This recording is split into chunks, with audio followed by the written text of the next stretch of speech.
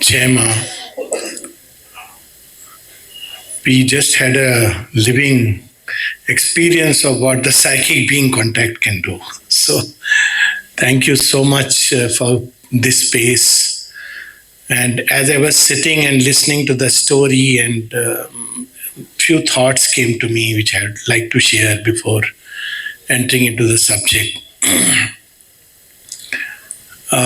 It's nearly 50 years since I first went to Pondicherry, and almost 23 years since I'm living there.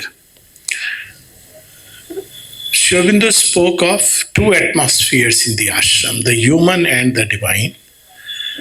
The divine atmosphere is, of course, Sri Aurobindo's, it's his taposthili. So that's a non-replicable thing because of his and the mother's tapasya. But when it comes to the human atmosphere, in fact, he used to advise people, don't get into the divine atmosphere. So always, often I used to feel that it will be so beautiful if the human atmosphere is also aligned. This is what I felt here, and it is so beautiful. It seems part of the divine strategy. Maybe I'm saying something little bold, but it's okay. Truth is truth. That some of the most difficult people he keeps near them, and some of the most beautiful people the mother sends into the world. It's based on some real mystic story also. Yes, because it is necessary to do the work. At one place, mother even mentioned this, that if all of you will stay here, if everybody wants to stay here, who will do my work? So it is so beautiful. She has sent, and yes, this atmosphere breathes of the mother. And this group, like a nucleus which is forming, is so amazing. It's so, often people say, where is the mother's work happening? I often say, look at the young generation. It's so gratifying to see that. It's, of course, mother's grace. But one has to also be open to that grace. Mother's grace is with everyone. The other day, someone asked this question that, does the mother love and grace favor some people? Well, not exactly. Her love and grace is with everyone. She doesn't differentiate. But there is a difference that some respond to it and many don't respond to it. That's the difference. So our work is to open and respond to the grace which is there with everyone and in everything. And that is the purpose. Each of this is like a camp of God pitched in human time. To take a line from Savitri. Also, when you were describing about the difficulties, and of course, I've seen this in some centers where I've been involved and others where I have not been directly involved. And I've seen that if there are challenges and difficulties, it's a sign that mother's work is going on. And it's almost like before human beings get to know, the hostile forces get to know. So, but they do their own work. They are necessary to do the groundwork, and then that's how the original plan is. And finally, I would say in this part that, well, the mother spoke of and Nolida wrote about it, and she spoke about now the ashram is not confined to a geographical place. These are her writings in conversations in 1957 after the supramental manifestation. And Nolida speaks of the inner ashram. And there are people who are in the inner ashram who may not be in the outer ashram in the geographical location. And strangely, vice versa. So I can see that this is part of that larger ashram of the mother and Sri Aurobindo. It's a great privilege to be in such a place, great privilege to be able to visit such a place, to breathe this atmosphere. It's a great privilege to work and offer one's service here and be the recipient of that grace. So this is the little background, and already, as I said, such lovely introduction, the bhajan, the atmosphere that came up, then such lovely words. Archana was hardly speaking, and so it's so wonderful to feel this atmosphere. So all this is for what? We have this such a lovely place has been created. For what purpose? So that's where we come to the psychic being. Is it okay? Is it enough to have such a beautiful place? It is, no doubt, and such a divine atmosphere. So we know that when Savitri, she is undertaking the yoga, she's told this, that no, there is more to do. So more to do is, we have books, we have atmosphere, we have everything. We are happy to come here, sit quietly, breathe, drink from this fount of love. So what more is required of us? So that's where the yoga begins in its real earnest. First thing first, yoga is not done by man. Yoga is done by the divine. But we have to do something, and that is Saha Yoga, collaboration. It's only the divine who can ignite the spark. It is only the divine who can hold us and take us through the journey. But we have to collaborate in that process. If we are constantly, like, imagine if a mother is cooking a very nice meal and the child keeps saying, "What are you doing? Why are you doing? Do you think that salt you could put a little more, little less?" Mother will say, "You come, cook." No, I don't know how to do it. So our situation is like that. In our ignorance, our mind gets very restless, our heart gets very restless, our life gets very restless. So as a result, we interfere in the work of the divine. But if we can learn to be quiet and let her work through us, that itself is a big task. To just stay quiet is a very big task. And to stay quiet, open towards her, even more difficult task. And to stay quiet and open to her and let her work through us is the most difficult task. Because every part of nature interferes. So the first thing in the yoga, or even before that, because there is often a conception, I'm sure none of us here has this misconception, but often I meet people who have this, they've read about the supermind and the transformation. And instantly, people jump to the life divine and say, this is very difficult. Sri Aurobindo has not come to make things difficult for us. He has come to make things easier for us. We must understand that the whole purpose of divine advent. Divine does not come to give us, very, very complicated, difficult task. Yes, the goal is very difficult because it is, and he is telling us the entire roadmap, it's like an architect who is sharing the whole plan, master plan. But is he asking that I have to build the whole building? No, he is sharing the plan. This is important because when we sit in an aircraft, on a journey, we must know where the journey will go through, where it is going to take us. He's not asking us to be in the pilot seat and drive the aircraft, drive the plane. He's not asking us that. He's saying, I will drive, but you must know this is what the journey is like. So that we don't grow impatient at every step. Oh, what is happening, why it is happening. So he's given us the vast landscape. Basically, because was the goal itself, the goal which none had ever conceived, and secondly, because it includes all life is yoga, so he must tell us all the coordinates through which this journey moves. So that's it. But when it comes to the actual process, it's very simple. Open to the mother. That's the refrain we find. There is one thing that Sri Aurobindo keeps, especially after 1927, it's open to the mother. Most important thing. And all the practices of yoga are to open to her. So we may say that, okay, then nothing else we have to do. See, if I have to open to the mother, that means I have to, by default, shut the door to every other force. I can't be standing near the samadhi and talking to this person, that person, and 100 people. Oh, I have come to the samadhi, I am open to the mother.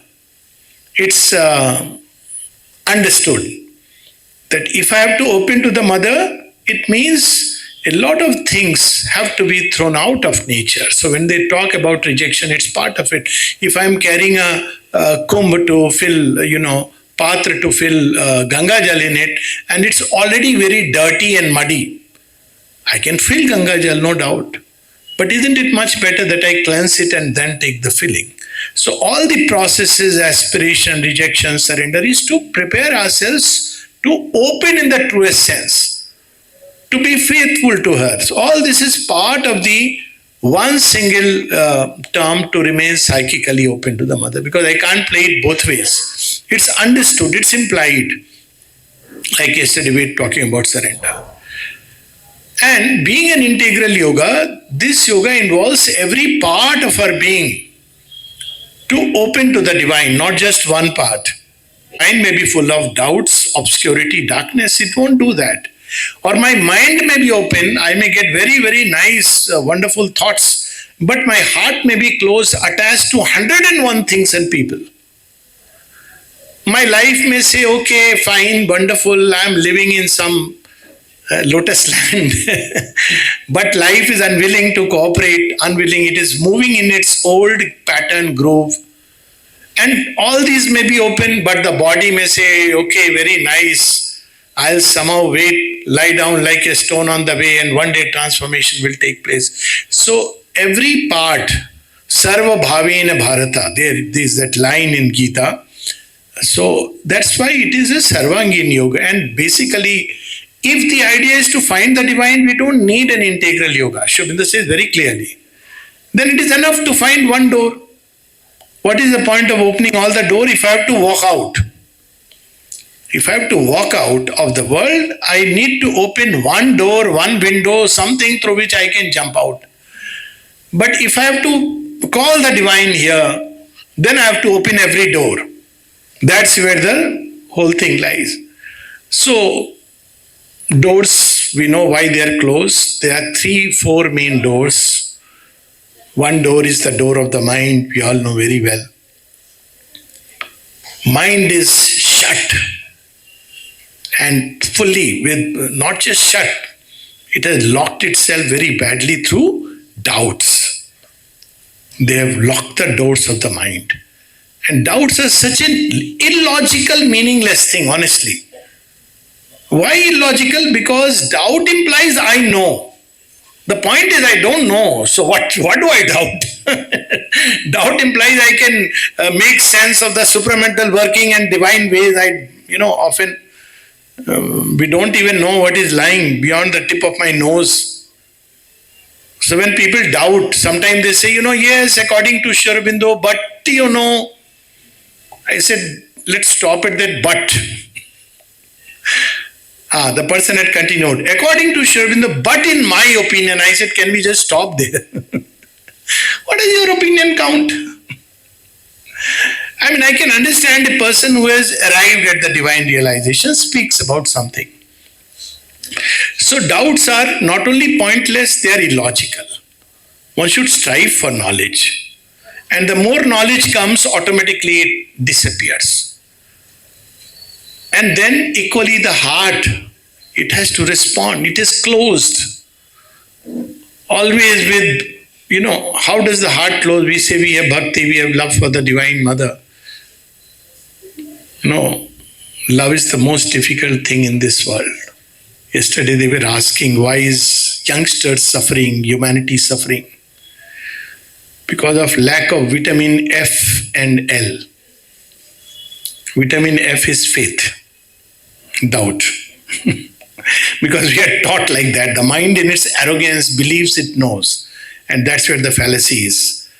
And vitamin L is love. Love is badly missing, and there are 101, but this is not a talk on love, so we can leave. So it's so difficult to really love, because to love means to give. And to give. And to give more and more. And to give completely, entirely. Holding back anything is not yet love. Something is there which is missing. Similarly with the life engaged in 100 things. So these are the doors which are closed. But where is the key? You have to open these doors. So that key is the psychic being. It is the key given to man. We want to contact the divine within. He dwells within the heart, we have been told.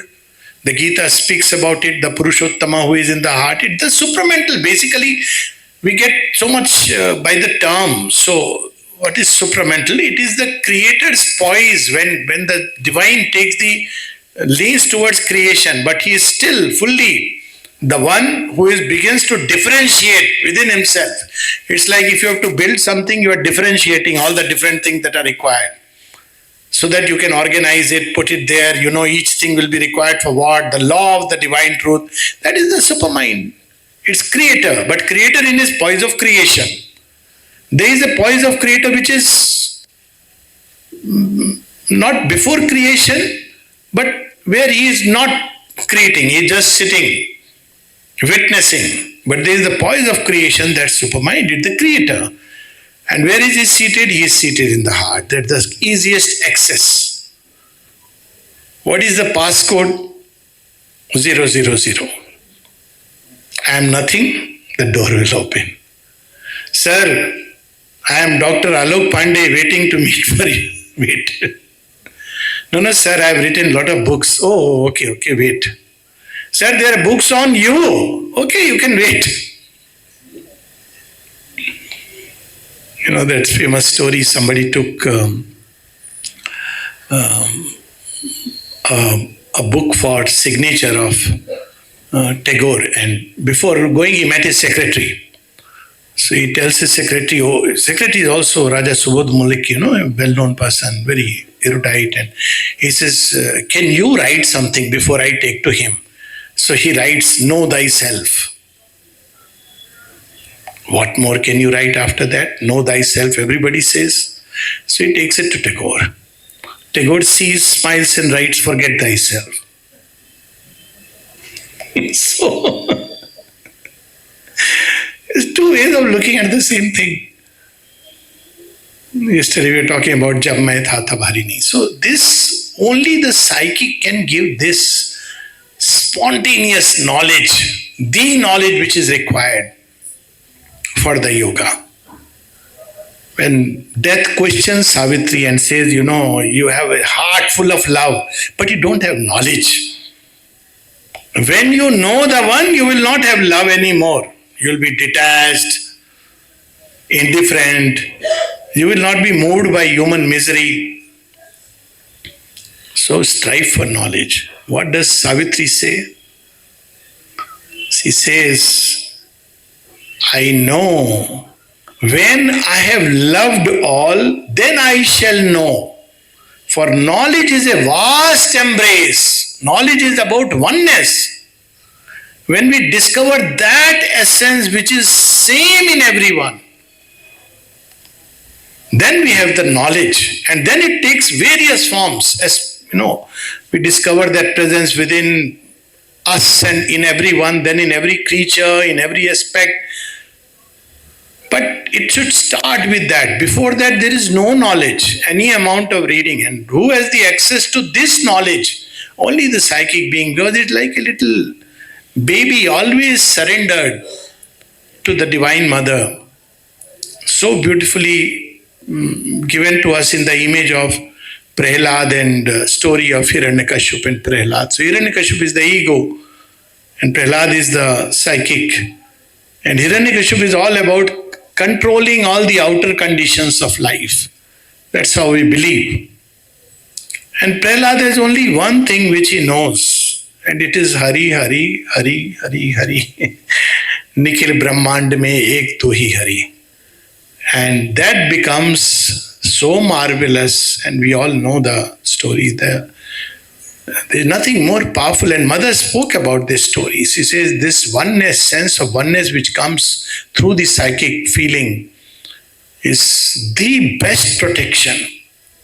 Even if something which is dark and dangerous comes, if we can see the Mother, this is wearing a mask. Mother, why have you come wearing this mask? It will drop off. She goes on to say the arm of an assassin will drop if you have that attitude. I have personally experienced this in my life, and I'm sure there are people who have experienced. Because you are constantly calling that presence.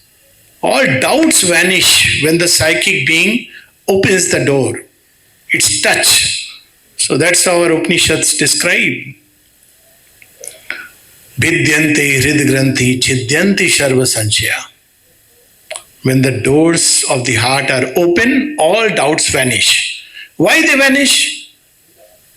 Because we may doubt and debate what is there as long as we have not entered into the mansion of the Lord.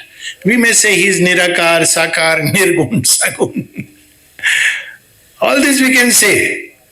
But when we enter and we have seen, we have experienced that touch, then any amount of doubt, it doesn't make sense. So that is the psychic being has the key to open the door of the mind, to open the door of the heart, to open the door of life. All urge to serve, all aspirate. This is the seat. So all these fellows are sleeping. They have to participate in the yoga. They are sleeping. So what does the psychic being does? It wakes them up. Come on, come on, come on. And it does it in very interesting ways. That's a whole story can be written about it. So it'll wake up the mind in ways that suddenly, the mind says, oh, whatever I know is nothing, I must know more. It may start like that because psychic is from behind pushing it. It may open the heart, maybe after somebody is going through a painful experience, which are a special grace. when the world leaves you alone, that means mother is very kind on you. When somebody says, oh, I am so happy, I'm not saying it's not a good thing, but I have, all my family members, everybody, then that means God has perhaps not yet started you on the journey. But when he leaves us alone, cutting all the strings, that means he wants to meet us. Because we cannot enter there with all this whole drama. So, this is where the psychic opens the heart. It opens the life to the idea of service. It's so difficult. Just to urge, if one gets the chance to serve, as I was just hearing, it is really, without work, this yoga remains incomplete. And very clearly, when somebody asked Sri Aurobindo, wrote a letter, I want to come to the ashram to get a mantra from the mother. Sri Aurobindo's reply, the mother does not give mantra, she gives work. She gives work. And who brings this urge to serve? All these are manifestations of the psychic. Love for the mother. And truly, what is love if it doesn't manifest in service? It's very easy to write on a SMS message with 2-3 hearts here, there, blue, green, I don't know. So many color hearts nowadays going around in the market to say, I love you. What does it mean? It means nothing. If you are not ready to take care, if you are not ready to serve, I love you, but basically, you have to take care of everything of mine. So that's not love. Not that the divine will not do. We can form any kind of relationship with the divine. But love and service go together. By default, they go together. Similarly, love and knowledge go together. Psychic is the seat of love. She speaks about these 4 aspects in which she says love belongs to the psychic, which is the real key.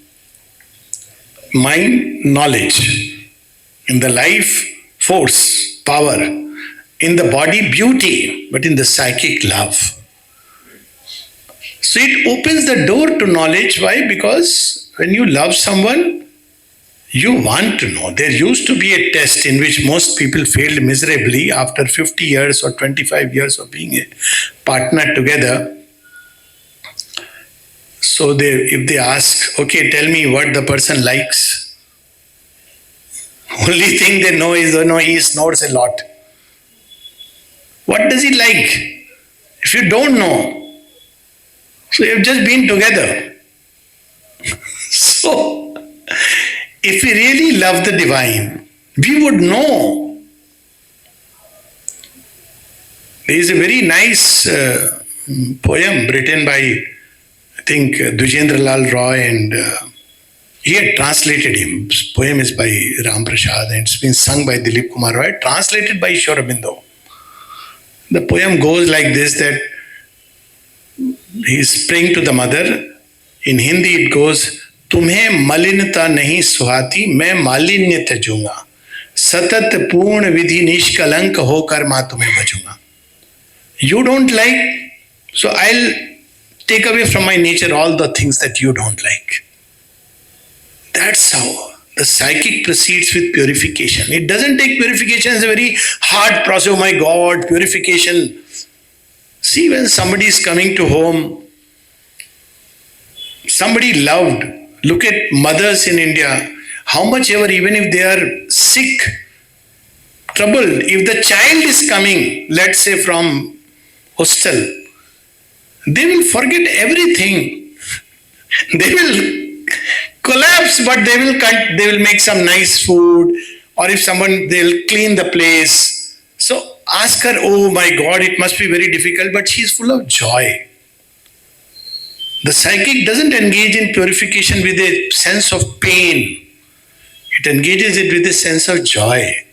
If mother is coming actually, physically, to my room, what will I do? I'll keep it in a mess? No, so this is my part of the work.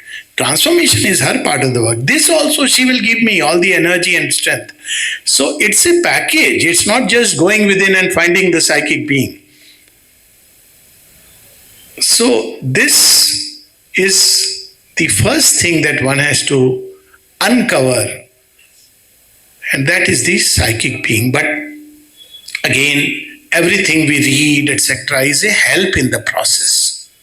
Because when we read words of Mother and Sri Aurobindo, they awaken us, they ignite somewhere the urge. After some time, you'll feel like saying, okay, but what is it that he's writing about the divine that we seek? This will automatically come. It's like you read about Pondicherry, you hear about Pondicherry, there is an ashram and everything. One day one will say, but I have been hearing so much, let me try. So when we read Mother and Sri Aurobindo's work, one of the things that it does is it automatically ignites the seeking, the aspiration. And that is what is important, to feed the psychic. It's like we are fed on formula milk. Formula milk means all the indirect, newspaper cutting and all those things. But to give it the original milk. So it's when we read mother's words, to me it is like mother's milk. I'm drinking from the mother's milk, original milk. There is a line in Savitri. He has drunk from the breast of the mother of the worlds.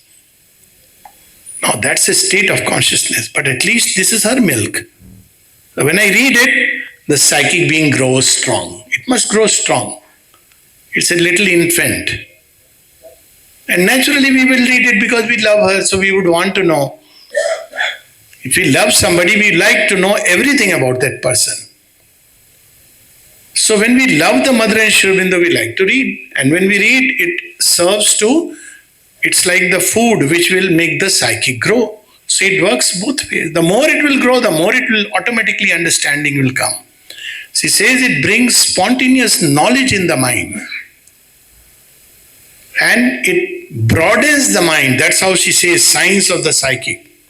It brings wideness to the mind. It broadens the mind. It brings light into the mind. That's its very nature. Understanding will come. Everything will come. It makes the mind quiet. Automatically, we don't have to try other things. And simple example again. Supposing, we have to right now tell, please don't get into mobile, please remain quiet. Now, just imagine Sri Aurobindo comes and sits here. No. Do we have to tell, no, please be quiet, Sri Aurobindo is here? Do we need to explain anybody? No. Automatically everything will become quiet. Like when we go to a marriage and everybody is eating, suddenly they say, oh, the bride and the bridegroom are coming. So everybody is now holding plate and looking towards, because so that's how it gives us that access to the divine, and all else is automatic. because the divine presence does it. His presence takes away all fear. One of the signs that a person is of the psychic emergence, that a person is in contact with the divine, people often ask, it's not outward. In the Sikh literature, it described as, even in Upanishad, Nirbhayo, Abhayam. You cannot be afraid by its nature. Imagine walking with Mother and Sri Aurobindo everywhere. The mother of the worlds is walking with us. And something happens. What will we do? Will be afraid or just make sure she is holding us? That's it. Will fear come even if there is death? Psychic being completely frees us from the fear of death.